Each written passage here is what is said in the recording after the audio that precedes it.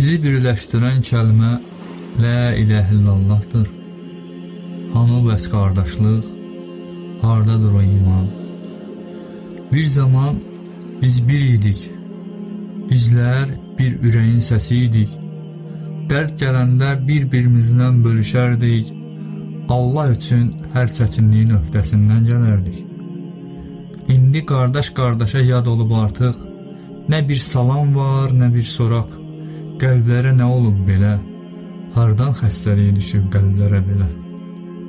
Hanı sirdaş, hanı o səmimi sözlər, bir-birinə dayaq olan ürəklər, hanı o qardaşlar?